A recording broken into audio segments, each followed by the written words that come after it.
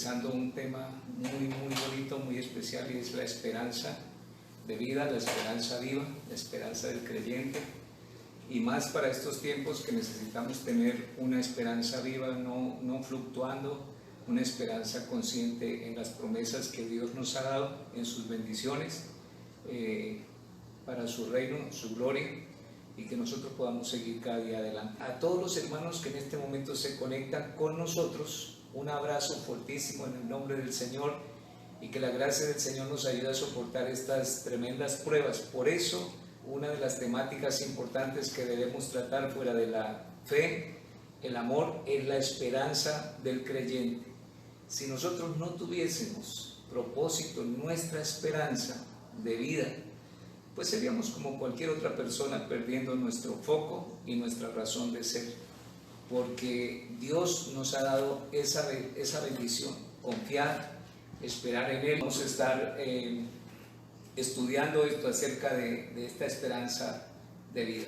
Padre, quiero rogarte en el nombre de nuestro Señor Jesucristo que perdone nuestros pecados, Señor, que nos hagas cada día, Señor, perfectos en Cristo Jesús. Que tú nos santifiques por completo, que todo nuestro ser, nuestro espíritu, alma y cuerpo sean guardados irreprensibles para el día de tu venida. Y sabemos que está cerca el día de tu venida, mucho más que cuando creímos. Y Señor, entendemos que tus planes son planes de bendición. Tú no quieres la muerte del impío, sino que todos procedamos al arrepentimiento y nos acerquemos a ti, el dador de la vida.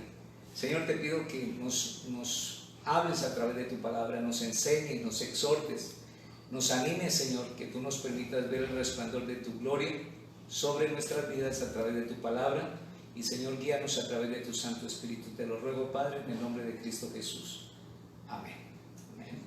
Si tiene su Biblia, en Primera de Pedro, capítulo 1, versículos del 3 al 16, vamos a hacer una lectura y a través de esta lectura empezar a exponer lo que el Señor nos dice a través de su palabra.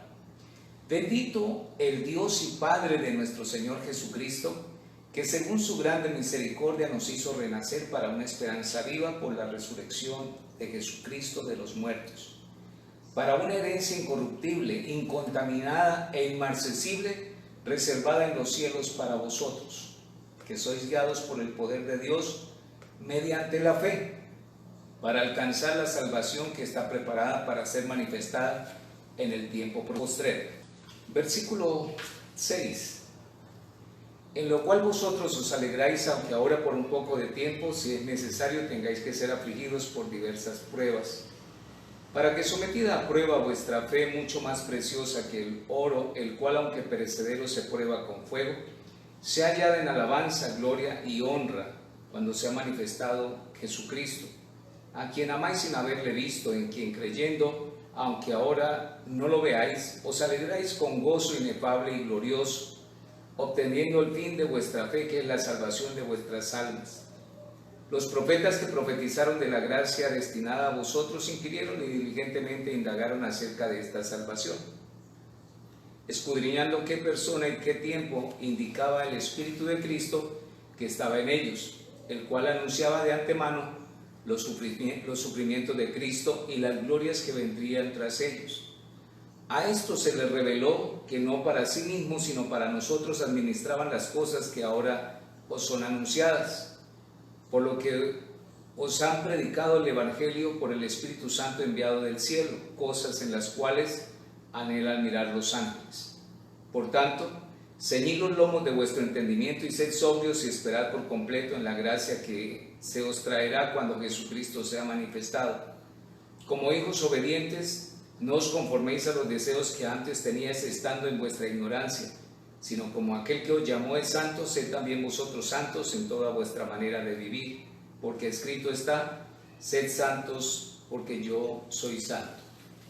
Una de las cosas que el creyente debe tener en mente es quién lo llamó, a qué lo llamó, por qué nos llamó y de dónde procede nuestro llamamiento en Cristo Jesús.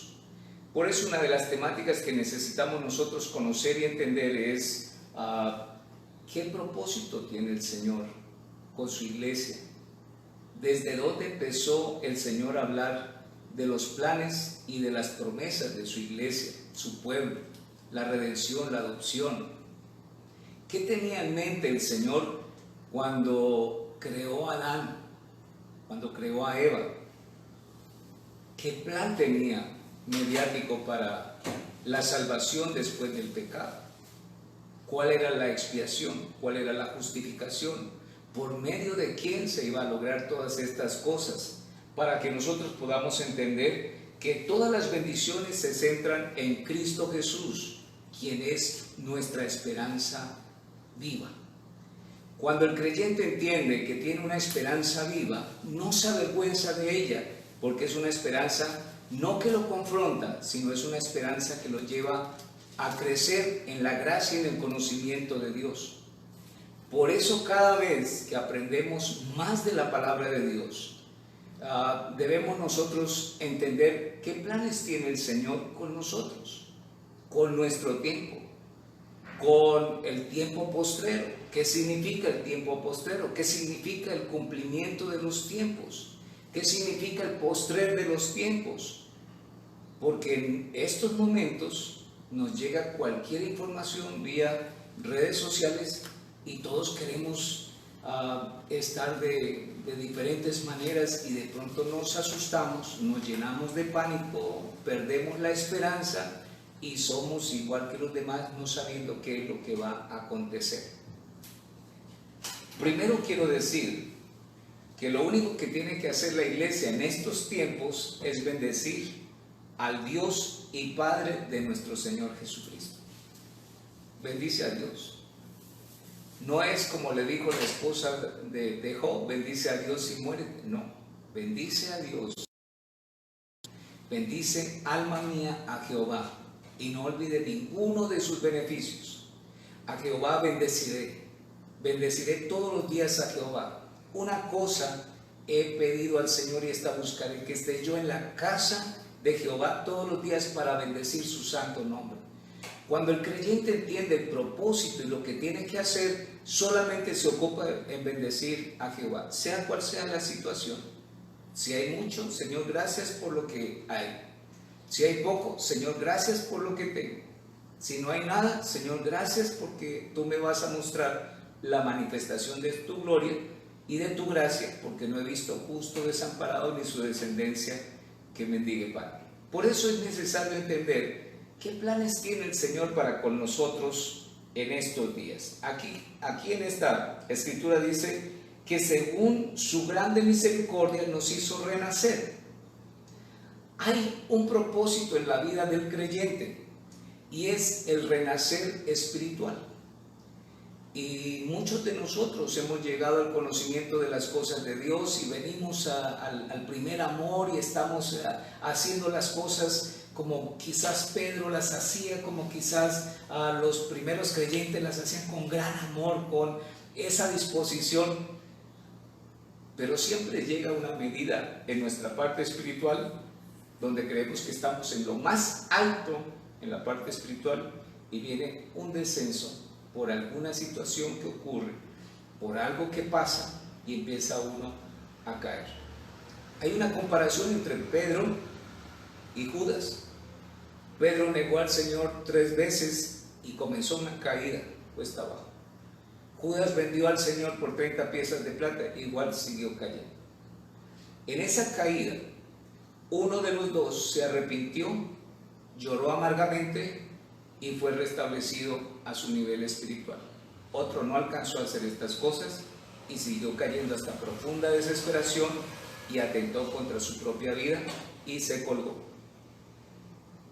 No estoy juzgando el posicionamiento de los dos, estoy enseñando lo que de los dos podemos nosotros aprender. Pedro comenzó a vivir la parte espiritual, pero él no sabía si estaba bien o si estaba mal. De hecho, él se devolvió a pescar y de pronto en su proyecto de fe menguó un poco. Solamente hasta cuando el Señor le llevó a la pesca milagrosa, él reconoce: apártate de mí, Señor, que soy hombre pecador. Y vemos a Pedro en un postrer estado espiritual, Porque cuando el Señor lo llamó, Él empieza a hacer un proyecto nuevo de vida, tal que cuando viene la primera predicación, en el día de Pentecostés, cuando el Espíritu Santo vino sobre los 120 que estaban orando en el aposento alto, Él empieza su primera predicación y se convierte en una multitud impresionante.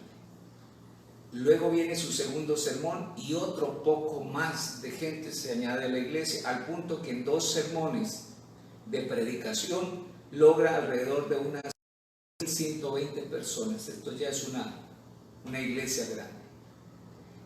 Pero Pedro no aprendió, sino cuando el Espíritu Santo vino sobre él y tomó el control. Esto es lo que se llama un renacer espiritual. Ese es el espíritu de la resurrección de Cristo Jesús, porque eso no se puede dar simplemente con conocimiento, porque puedes conocer mucho, pero tu conocimiento te puede envanecer y descalificar de la parte ministerial.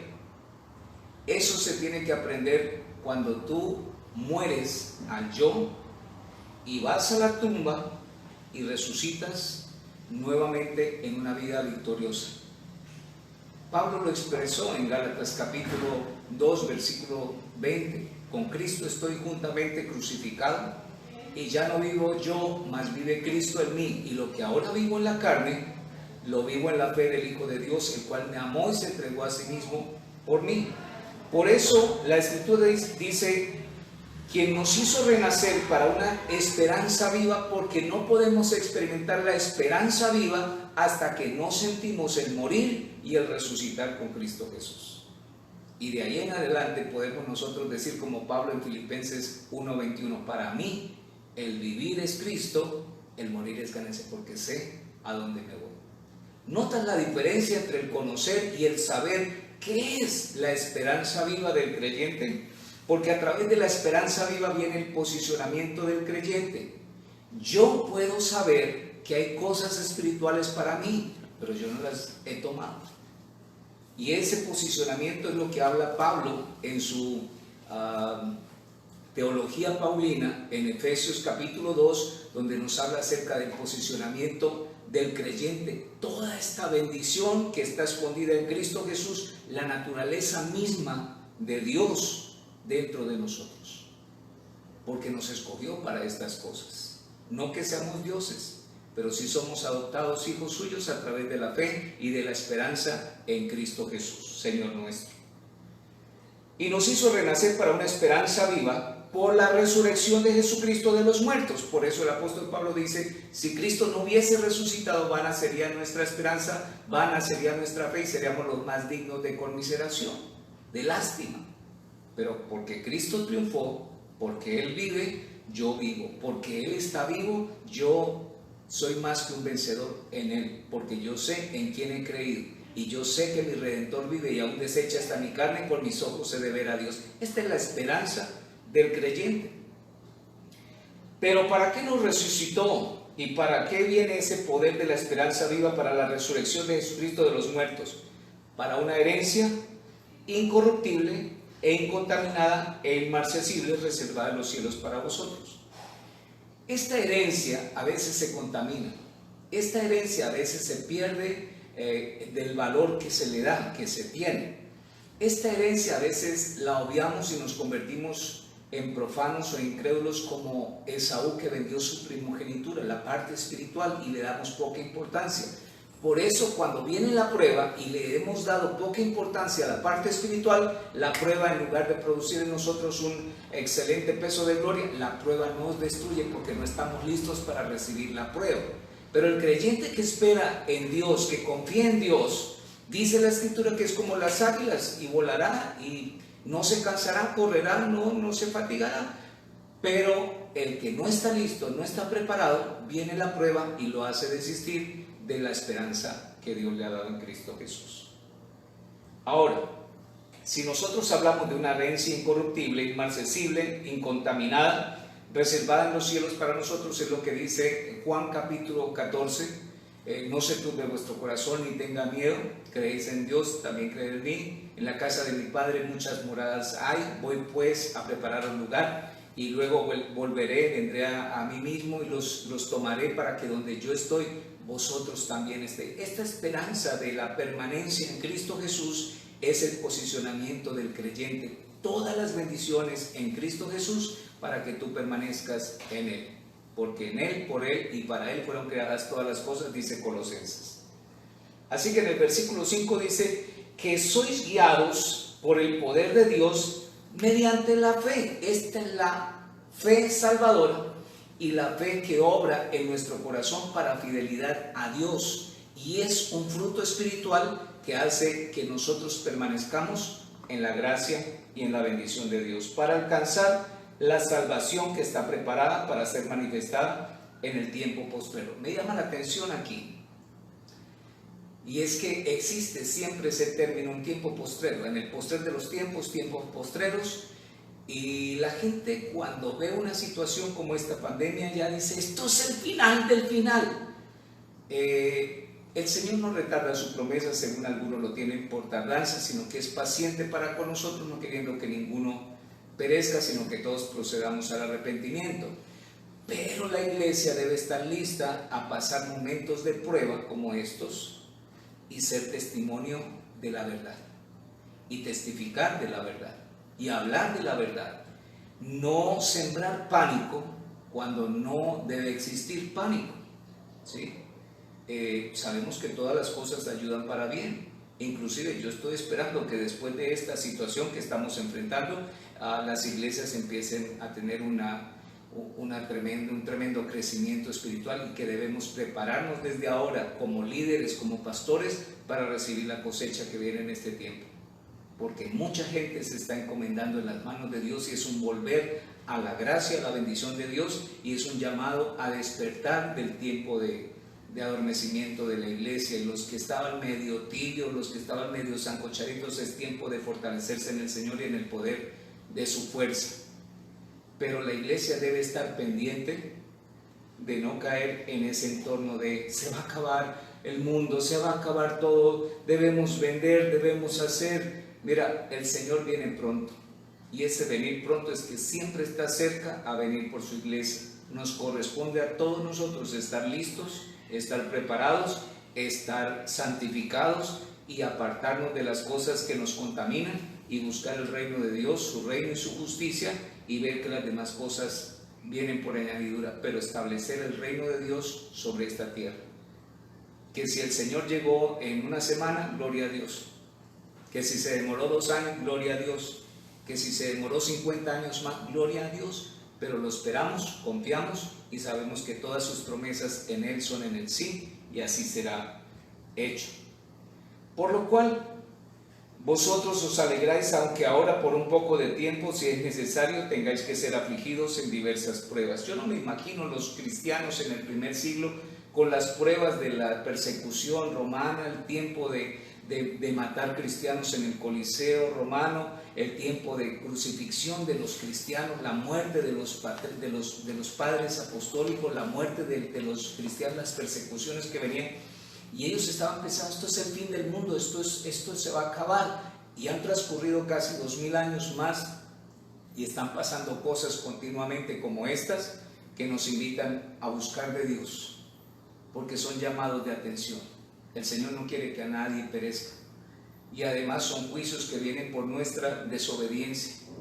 Predicamos y hablamos mucho, hacemos poco, nos odiamos los unos con los otros, nos envidiamos unos a otros, hablamos mal del uno y el otro, no tenemos temor ni reverencia por las autoridades puestas, hablamos del prójimo, hablamos mal del prójimo, hablamos mal del vecino, y nos encontramos en situaciones odiándonos los unos a los otros. El Señor dice, esto no es. Y el orden de las cosas es, ama a Dios con todo tu corazón, con toda tu mente, con todas tus fuerzas, y ama a tu prójimo como a ti mismo. Si nos olvida esa parte, entonces el Señor tiene que exhortarnos a través de una situación como estas. El mundo entero está bajo el maligno, el mundo entero se burlaba de Dios, el mundo entero se salía a las calles a pronunciar muerte y destrucción, ruina. Todos iban en contra de Dios y Dios creaba. Pero una sola bacteria, un solo virus, algo que pone en jaque a nivel mundial todas las cosas que no eximen ni al rico ni al pobre, no eximen ni al potentado ni al que es débil, nos pone en una situación donde debemos reconocer que el Señor es la autoridad máxima sobre nuestras vidas. Él dice vive y vivimos, pero también si Él dice muere, nos morimos, y esta es la soberanía de Dios. ¿Y quién me dirá a Él qué haces? Pero nosotros tenemos una esperanza viva en Cristo Jesús, no que vamos a gobernar sobre esta tierra, porque esta tierra es pasajera, pero si hay un reino que trasciende todas las edades y todos los reinos. Reinos han venido, reinos se han ido, y se levantará un postrer reinado al final del tiempo. Otra vez habla de los postreros tiempos, y un reino donde se reúna el mundo en general, las naciones en general, y se vayan en contra de Dios. Y esto es lo que habla también la escritura de la gran apostasía en tiempos finales, porque vendrá una gran cosecha, y después del tiempo, como no ocurrió nada, entonces la gente se va a endurecer de corazón y va a volver otra vez a sus antiguas andanzas, y se van a olvidar de Dios, y muchos de los creyentes se van a ir en pos de los deleites mundanos. Y estas cosas están profetizadas, y estas cosas están dichas con tremendos detalles. Daniel, el profeta Daniel, escribió sobre Babilonia, sobre Media, Persia, sobre Grecia, sobre Roma, el postrer estado del último reino, los dedos de los pies mezclados entre barro y hierro. Entonces hay cosas que nosotros no estudiamos y no entendemos, y de repente nos desenfocamos porque no sabemos cuál es el plan de Dios para con nosotros.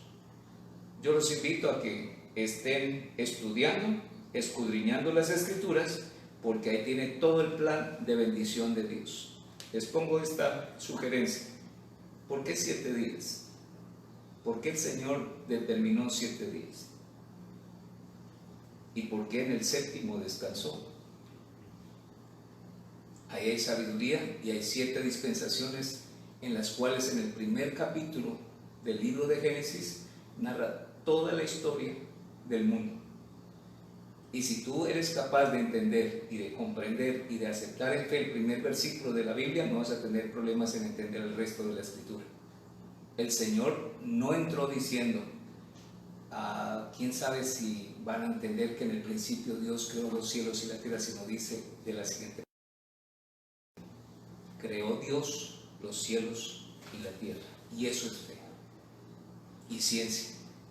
Así que en el versículo 7 dice: para que sometida a prueba vuestra fe, mucho más preciosa que el oro, el cual aunque perecedero se prueba con fuego, sea hallada en alabanza, gloria y honra cuando sea manifestado Jesucristo. La prueba debe producir estas cosas porque sabemos que nuestra fe debe ser testeada, nuestra esperanza debe ser probada para saber si estamos o no estamos en lo correcto. Pero cuando identificas la prueba que viene a través de esas situaciones difíciles, no entras en pánico, ni entras en desesperación. Entras en tu aposento, oras a tu Padre que está en lo secreto, y orando a tu Padre le das gracias, le das alabanza, le das gloria y le das honra por los siglos de los siglos. Amén. Ese es el propósito de la prueba, para que sea hallada en gloria, honra y alabanza cuando sea manifestado nuestro Señor Jesucristo, porque un día el que ha de venir vendrá y no tardará. Obteniendo el fin de vuestra fe, que es la salvación de vuestras almas. Muchos de nosotros creemos que el objetivo final es tener una iglesia grande. Este tiempo ha nivelado a todos los pastores a nivel mundial. Las más grandes congregaciones tienen que hacer lo mismo que están haciendo las congregaciones más chicas. Y estamos predicando frente a unos dispositivos electrónicos sin saber si hay más gente detrás de él. Pero debemos reconocer que la obra la hace el Señor a través de su Santo Espíritu. Así que dice aquí: obteniendo el fin de vuestra fe, que es la salvación de vuestras almas. Preocúpate por tu salvación con temor, con temblor, con reverencia. El apóstol Pablo dio esta indicación: yo corro no como el que corre a la aventura, yo golpeo mi cuerpo para ser sometido no sea que habiendo sido heraldo a muchos, venga yo mismo a ser descalificado.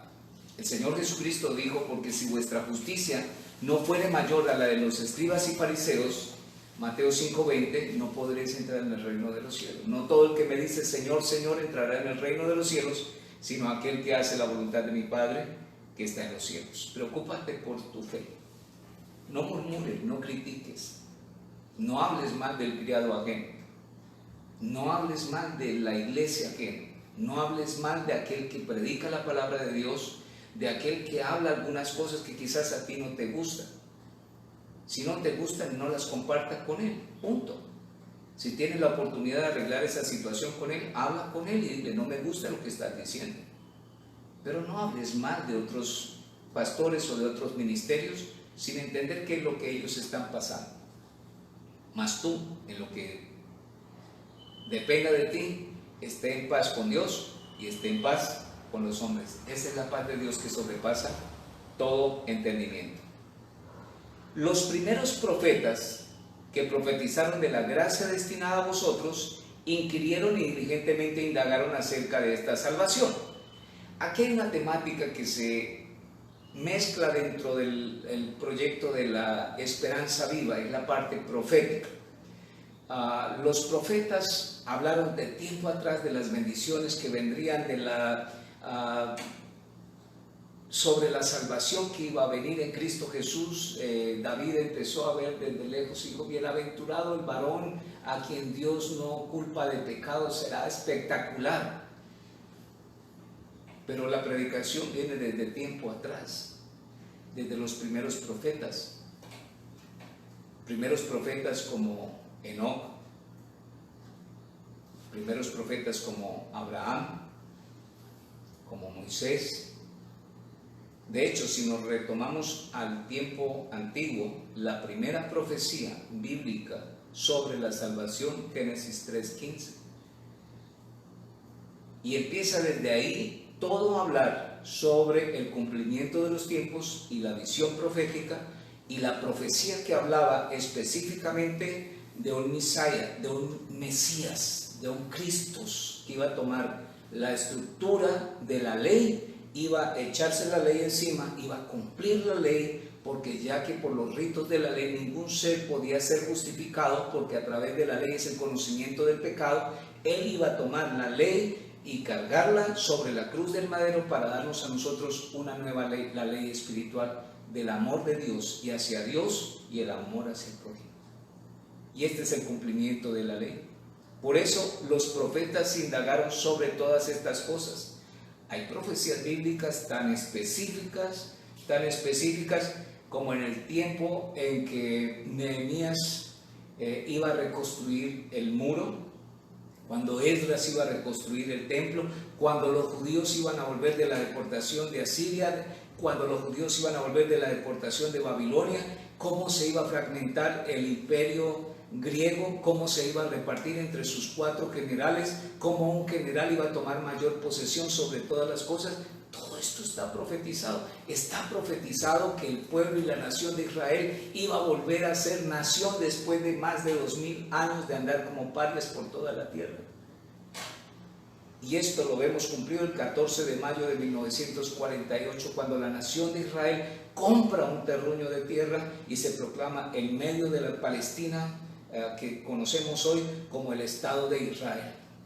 Y para el año de 1965 ya es una potencia mundial. Y ahorita Israel ha reverdecido, y como dice la Escritura, de la higuera aprender. Son cosas que debemos aprender en cuanto a la parte de la profecía, profecías predictivas, profecías pedagógicas, profecías que hablan acerca de la salvación en Cristo Jesús, porque toda esa parte profética se reunía en Cristo Jesús. Dios, habiendo hablado muchas veces y de muchas maneras en el tiempo pasado, a través de los padres, a través de los profetas, ahora nos habla a través del Hijo, dice Hebreos capítulo 1, versículos 1 y 2. Entonces ellos indagaron acerca de esta salvación y sobre quién iba a venir, porque solamente hay un Dios y un mediador entre Dios y los hombres, Jesucristo, hombre. Juan 14:6 dice, yo soy el camino y la verdad y la vida, y nadie viene al Padre sino por mí. Entonces hay una estructura sólida en nuestra creencia, en nuestra confianza, que no nos deja divagar en cuanto al pensamiento de lo que está sucediendo. Dios estará en control de todas estas cosas. Dios está en control de todo. Y cuando tienes esa confianza, esa esperanza, aunque sea deshecha esta mi carne, con mis ojos he de ver a mi Redentor, a mi Dios. Y nada te mueve, porque estás fundamentado sobre la roca, la cual es Cristo Jesús. Escudriñando en qué persona y qué tiempo indicaba el Espíritu de Cristo que estaba en ellos, el cual anunciaba de antemano los sufrimientos de Cristo y las glorias que vendrían tras ellos. Cuando el Señor Jesús le preguntó a sus discípulos, ¿quién dice la gente que soy yo? Pedro se acercó y le dijo, tú eres el Cristo, el Hijo del Dios viviente. Pedro, eso no te lo reveló ni carne ni sangre, esto te lo reveló mi Padre que está en los cielos. Inmediatamente después el Señor empezó a hablarle de lo que iba a pasar en Jerusalén, y Pedro lo llama aparte y dice, mira, recibí una revelación de Dios, creo que también tengo derecho de darte esta otra revelación. No vayas a Jerusalén, no vayas a morir en la cruz. Y el Señor tiene que reprenderlo y decirle, apártate de mí, Satanás, porque me eres de tropiezo, porque pones tu mira en las cosas terrenales, no en las de Dios. Y fue exhortado ahí como quien es desechado. No estaba siendo desechado, pero Pedro estaba perdiendo su enfoque en lo que es el verdadero evangelio de la gracia de Dios, a través de la muerte, el sufrimiento de nuestro Señor Jesucristo, quien vino y murió, pero no solamente se quedó en la muerte, sino que venció la muerte con poder y al cielo se exaltó. Por eso en el capítulo 2 del libro de Filipenses se nos habla acerca de la kenosis de Cristo, el autodespojo del Señor. En el versículo 5 dice, haya pues en vosotros este sentir que hubo en Cristo Jesús, el cual siendo en forma de Dios no estimó esto como cosa que aferrarse, sino que se despojó a sí mismo, y tomando forma de siervo,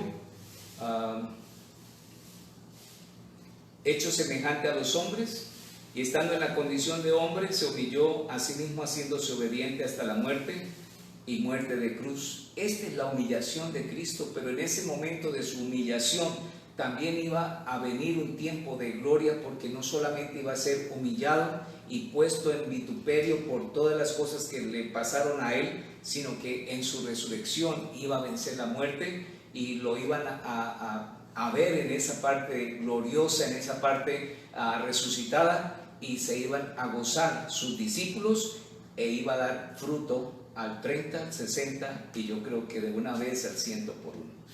Por lo cual Dios también le exaltó hasta lo sumo y le dio un nombre que es sobre todo nombre, para que en el nombre de Jesús se doble toda rodilla de los que están en los cielos y en la tierra y debajo de la tierra, y toda lengua confiese que Jesucristo es el Señor, para la gloria de Dios Padre.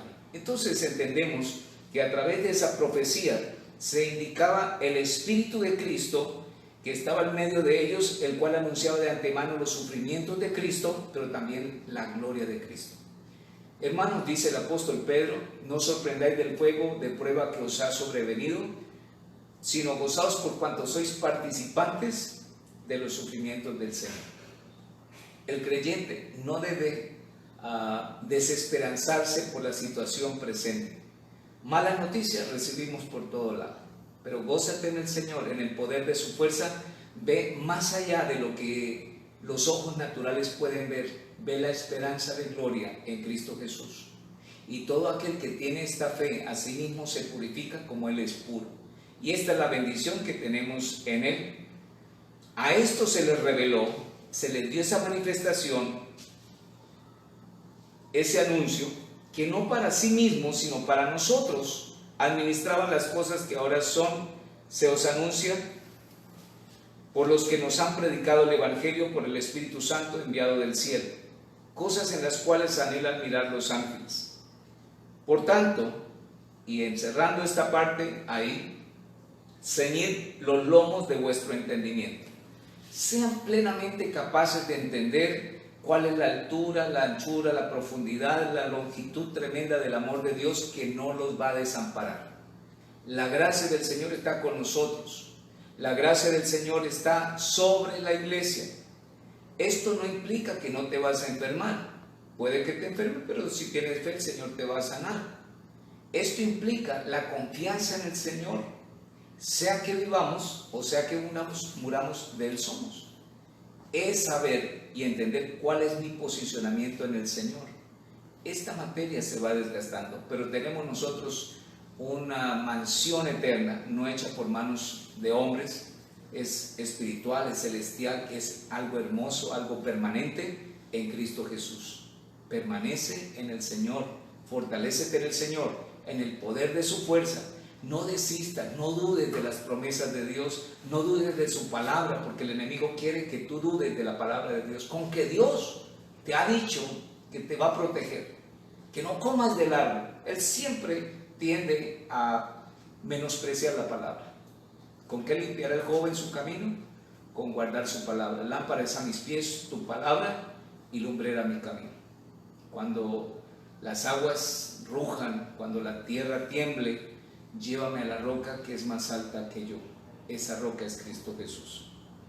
Por tanto, ceñid los lomos de vuestro entendimiento, sed sobrios y esperad por completo en la gracia que se os traerá cuando Jesucristo sea manifestado.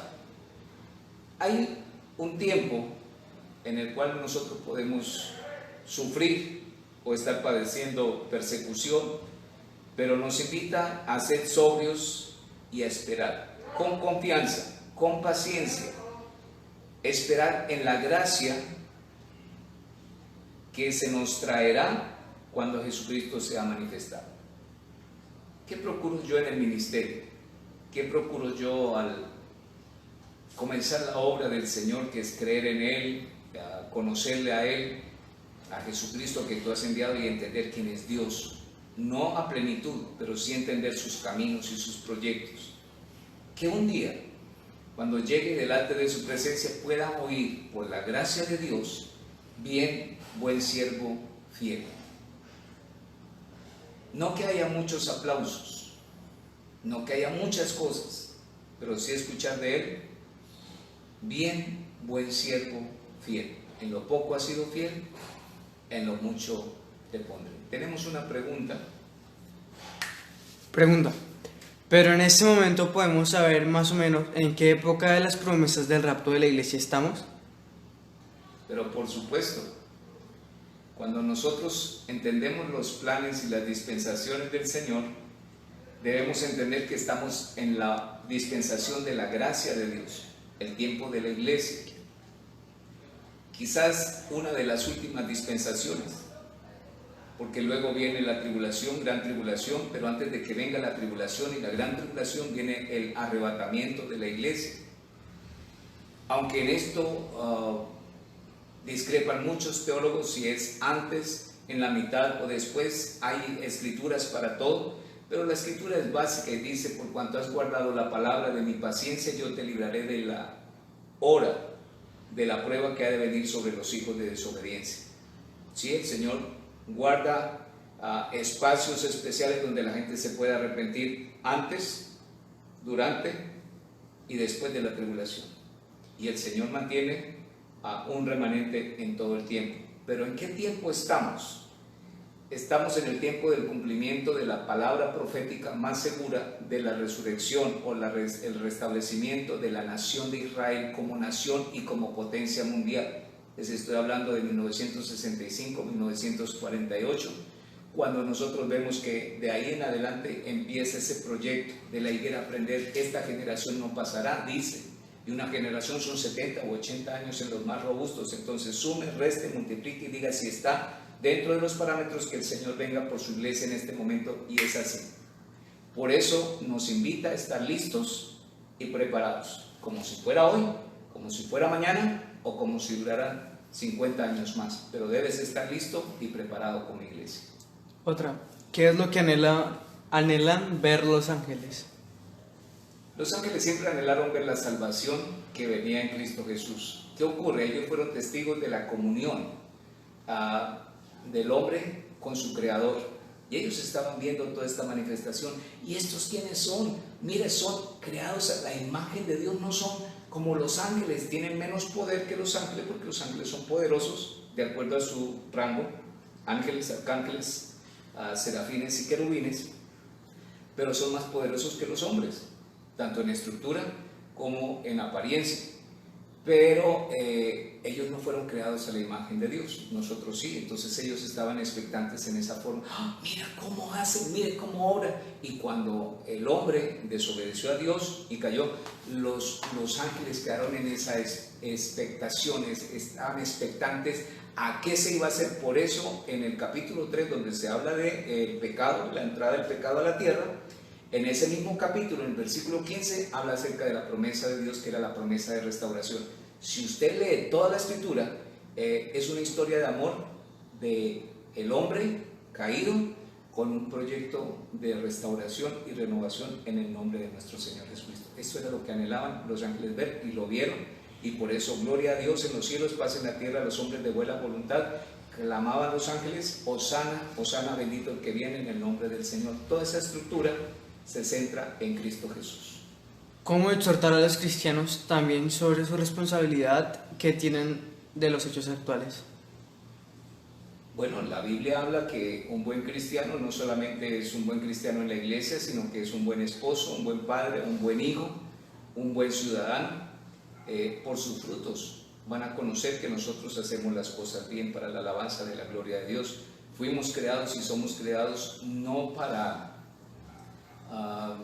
hacer buenas obras, para anhelar la salvación a través de las buenas obras, pero sí fuimos creados para andar en esas buenas obras, para que los que no conocen de Dios vean nuestras buenas obras y glorifiquen a nuestro Padre que está en los cielos. ¿Cómo puede a un cristiano, ejemplo, testimonio, honestidad, verdad, y que sea una persona de integridad? Así la gente lo va a llamar, como un cristiano de esos que se parecen a Cristo, no como los que se parecen al mundo.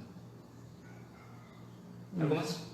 Entonces seguimos aquí, dice: como hijos obedientes, sed también vosotros santos en toda vuestra manera de vivir, porque escrito está en Éxodo 11, 44 y 45: sed santos porque yo soy santo. El creyente que no tiene una esperanza fiel, firme, verdadera, es aquel que pone sus ojos en lo circunstancial, en lo que pasa. Es un cristiano emotivo, emocional. No tiene su confianza puesta en la parte de los principios, sino más bien en su parte almática. Es decir, vive de acuerdo a lo que siente, por lo que ve, por lo que le contaron, y quizás en algún momento su estado emocional rige la parte espiritual. Pero aquellos que somos guiados por el Espíritu Santo de Dios, mantenemos esta estructura: fe, confianza, estabilidad, y hacemos las cosas de acuerdo a los principios divinos, no a lo que a mí me parece. Por eso es tan necesario estudiar la palabra de Dios, porque la fe viene por el oír de la palabra de Dios. La fe no viene por ver milagros, la fe no viene por escuchar que otro se salvó, la fe viene por el oír la palabra de Dios. Así que en el momento justo, lee, no entiende, lee, pide al Señor que te dé sabiduría. No entiende lo que está sucediendo. Cada vez que quieres vivir piadosamente vas a padecer persecución. Es bíblico y todo el mundo te va a caer encima, porque el mundo no le gusta cuando la gente busca de Dios, ni de su reino, ni de su justicia. Pero aquel que se mete con el Señor y sabe quién es su Señor y sirve a su Señor y ama a su Señor, no intenta agradar a los hombres. Estamos viviendo en una cultura donde la gente hace todo como para agradar a los hombres. La Biblia me dice: porque si yo todavía quisiera agradar a los hombres, no sería siervo de Cristo Jesús. Gálatas capítulo 1. Y cuando uno habla de estas cosas, dice: ¿a quién voy a agradar? Porque si yo quiero agradar a los hombres, les hablo lo que los hombres quieren oír. Y esa es una de las estructuras de los últimos tiempos también. Amontonarán maestros de acuerdo al deseo de su corazón, de lo que quieren ellos oír. Y hoy muchos pastores les preguntan a su iglesia: ¿qué quiere que les enseñe para el próximo domingo? Y de acuerdo a eso hacen un sermón. Pero la palabra de Dios, que es viva y eficaz y que es más cortante que toda espada de 2 filos, que penetra hasta partir el alma y discierne los pensamientos y las intenciones del corazón, debe mostrarse de esa manera, como la palabra viva y eficaz, sin adulterar la verdad de Dios. sin esgrimir cosas de la palabra de Dios, sin aumentarle cosas a la palabra de Dios. Hay gente que enseña de la palabra de Dios y parece que son cristianos, pero enseñan de la palabra de Dios. Y en nuestros tiempos se está metiendo algo tan tremendo que es los coaches espirituales. Y esos coaches espirituales quieren desarrollar el Dios que hay en ti. Esa teología no es nueva, esa teología aparece desde Génesis capítulo 3. Y descubriréis el Dios que hay en ti. No moriréis, seréis como Dios. Y la parte que yo quiero enfatizar es que la confianza viva no está en lo que tú sepas. La confianza viva y verdadera es Cristo Jesús. Cristo en nosotros, esperanza de gloria. Cristo fuera de nosotros, porque en Él somos más que vencedores.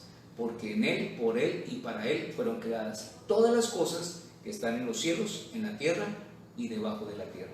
Por eso preocúpate por agradar a Dios antes que a los hombres, y entonces serás hallado por Dios, fiel a Dios, fiel a sus promesas, y Él abrirá las puertas de los cielos y te va a decir: bien, buen siervo fiel, en lo poco has sido fiel, en lo mucho te pondré. Dios les bendiga y que tengan una feliz noche. No se llenen de pánico, no se llenen de temor, porque en el verdadero amor no mora el temor. Y sabemos esto, que si Dios es con nosotros, ¿quién contra nosotros? Padre, te pido tu bendición sobre cada familia, cada vida, Señor, que está oyendo tu palabra, que tú nos llenes de tu gracia, de tu Espíritu Santo, de tu bendición, que no decaigamos, Señor, en fe, en la confianza tuya, y que sintamos cada día que vamos corriendo, no como el que corre a la aventura, sino con los ojos puestos en ti, Cristo Jesús, el autor y consumador de nuestra fe. Que nuestra esperanza esté en ti, que cada día que busquemos hacer las cosas para ti sean siempre, Señor, guiadas por tu Santo Espíritu. Que tu Espíritu hable a tu iglesia, que tu Espíritu nos sostenga, que tu Espíritu obre en medio de nosotros, Señor, en, con y sobre. Que tú obres en medio de tu iglesia tu perfecta voluntad y nos lleve de triunfo en triunfo, de gloria en gloria en Cristo Jesús, nuestro Señor. Que podamos nosotros aprender en cuanto a la esperanza de vida, ¿qué consecuencias tenía el primer Adán? ¿Qué consecuencias nos dio el postrer Adán? ¿Qué consecuencias trajo la humillación de Cristo y la exaltación de Cristo? ¿Cómo obró el Cristo en una forma profética en su oficio sacerdotal? ¿Y cómo nosotros podemos tener esa seguridad de salvación sin caer ni en el calvinismo ni en el arminianismo? Son cosas que son necesarias para la vida espiritual. Última pregunta. Si Dios nos cuida en todo tiempo, ¿nosotros podemos salir a la calle tranquilos? El enemigo también le dijo: si eres el Hijo de Dios, lánzate del pináculo del templo, porque la Biblia dice que a sus ángeles mandará para que tu pie no tropiece en piedra. Si yo sé que afuera hay peligro y tenemos una orden por sujeción primeramente a las autoridades, por seguridad de nuestra vida, no tentaréis al Señor tu Dios. Y si el Señor te dice: resguárdate un poco mientras pasa esta situación, no pierdes nada con resguardarte, y esto no es que estés desconfiando de la buena voluntad de Dios. Al contrario, eres obediente, eres testimonio y eres ejemplo para la sociedad. Así que es tiempo de quedarnos en casa, orar, no tener temor de la muerte, no tener temor de este virus, pero sí resguardarnos y tener el tiempo de devoción con nuestro Dios y acercarnos cada día más a nuestro Señor y a nuestro Padre Celestial. ¿Hay alguna otra pregunta? Dios les bendiga, una feliz noche, un abrazo muy especial. Espero con ansias volver a congregarnos, a tener un tiempo de bendición en la iglesia. Y mientras tanto, quédate en casa, pon los mensajes que continuamente los pastores están colocando, entra en tu aposento, ora tú solo con el Señor, pasa tiempo a solas con el Señor. Este es un tiempo de bendición, tiempo en el que te lleva al desierto y te habla directamente a tu corazón. Que la gracia del Señor les acompañe, Dios les bendiga ricamente, Dios les guarde.